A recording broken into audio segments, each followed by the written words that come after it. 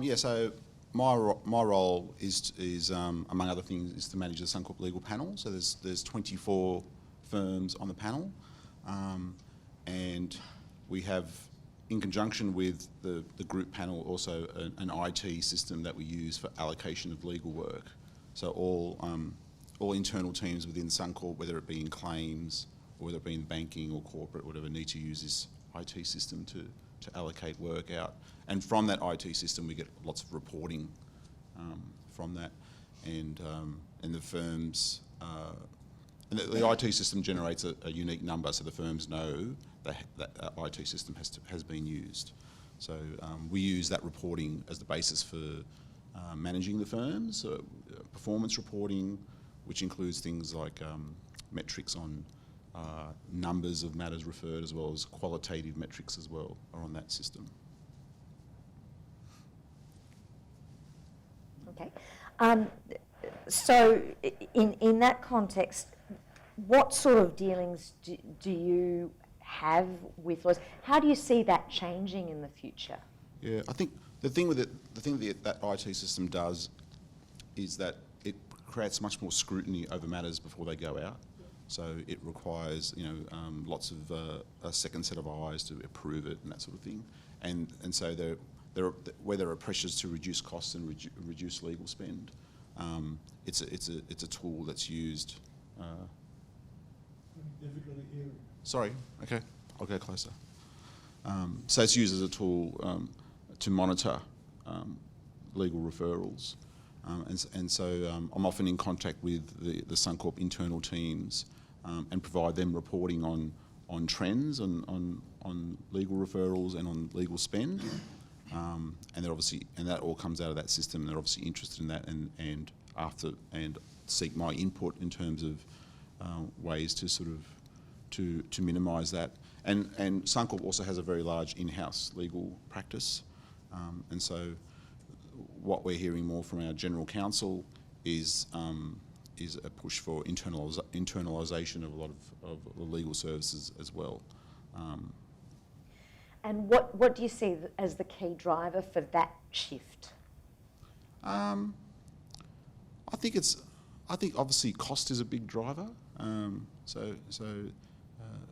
Certainly in insurance and in the claims areas, there's lots of volume in terms of matters that potentially can go out, and in the past have gone out to panel firms, and so legal spend at Suncorp is very high, perhaps compared to an organisation like CBA or something like that. So insurance claims lends itself to lots of litigation and lots of potential legal referrals. So it's really cost driven. So you're not seeing so much that disconnect, not speaking the same language that has been referred to, or is that a factor too? Oh, that's definitely a factor as well, and I think that it's always a preference to try and get someone internal if we can, and you hear that from those internal teams a lot, because that those teams are used to working at Suncorp and are used to working closely with those teams, so know what the drivers are. But I think David touched on this before, and that is the need for the external law firms to be aware of, to know the teams that are instructing them, and to know what is that they're what is that sort of is driving them, what issues they have, and I think that the external firms have been pretty good at doing that as well, at working closely with the teams and knowing their clients. Great, thank you. Any questions from the panel? Yes, Sam. Just with the 24 panellists, how do you choose between those? What's the process that you go through to say, okay, it's this firm rather than the other 23? Yeah, so that legal allocation tool I was talking about provides the team with a drop-down box, and they can choose off the list. The whole 24 firms aren't there. It depends on what line of business that person is. So if that person is in insurance claims, maybe 5 or 6 firms will be in that drop-down box of the 24 that specialise in that particular area. So there'll be sub-panels for each of the internal lines of business at Suncorp. And then it's up to that line of business then to then, if there's a drop-down list of 5 or 6, to choose the firm from that list. They're obviously guided by factors like previous experience and previous dealings with those firms, So often they'll want to use a particular firm because they know that this is a particular matter that firm has managed before or are good at, so they would take that into account. But they are limited to only using those 5 or 6 that are in that drop-down list.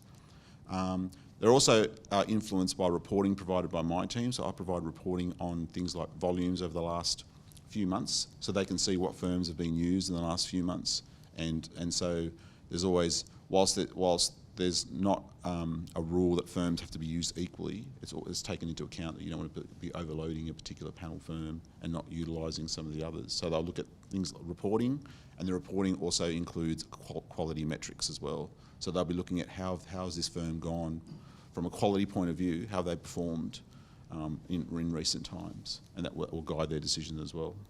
Is costs a factor, and do you have, what arrangements do you make with your firms for costs? Yeah, so depending on the various lines of business, my team put in place significant alternate pricing arrangements across a lot of those lines of business, particularly the high volume insurance lines of business. Certainly the reference to hourly rates. So there's very little of that work that's done on hourly rates. So cost isn't as much of a factor because most of those costs are fixed or are capped.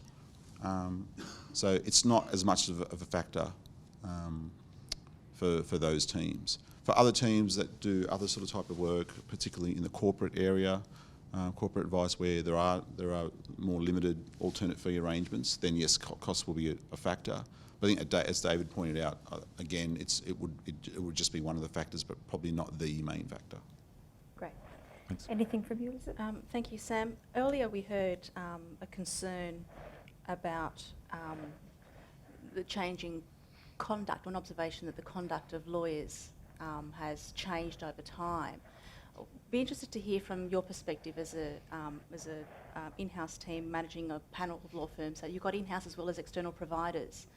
Are there any historical changes that you might be able to observe or comment on regarding the conduct of lawyers themselves in terms of servicing clients' needs? Yeah, I think so, definitely. I think the main thing is that in the past we used to see lots of detail in advices, and I think there was reference before to the 10-page advice, and certainly we used to see lots of those, or even more than that.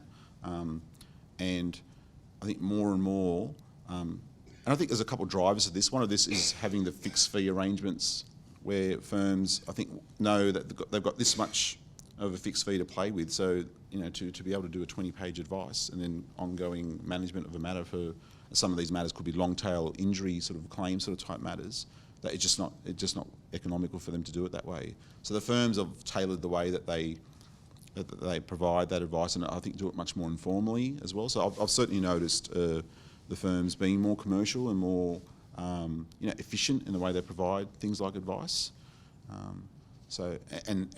But I do get lots of inquiries still from internal claims teams saying we have an issue with this particular firm where their advices are still too lengthy and drawn out, and a lot of it is not relevant to what we really want. So that's still something that I do see and get feedback on. But it's certainly something that particularly in the insurance claims teams where those guys have large volumes of matters to deal with and time is precious, that they're really after a very succinct advice from the firm. So that, in terms of advice, yes.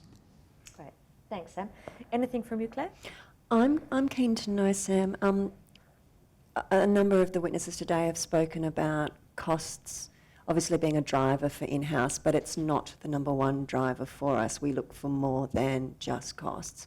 What does Suncorp look for in the sense of value add initiatives, and have you seen that changing particularly over the last few years? I know I have with my panel, and I love throwing out the word innovation to folks and say, come back to me and tell me something innovative that you can do that's better than the other firms. Yep. Are you seeing that, and can you give any examples? I've done that. I've done that very same thing, actually, Claire. Yeah, I've actually... We must have gone to the same seminar. Yeah. But certainly with a much smaller panel, so 3 years ago, there was probably about 120 odd firms that were doing work across various Suncorp lines of business, and some lines of business had their own little panels and whatever, but now we've got this group-wide, very much consolidated panel. And I think with that, there's an expectation that there is significant value adds provided.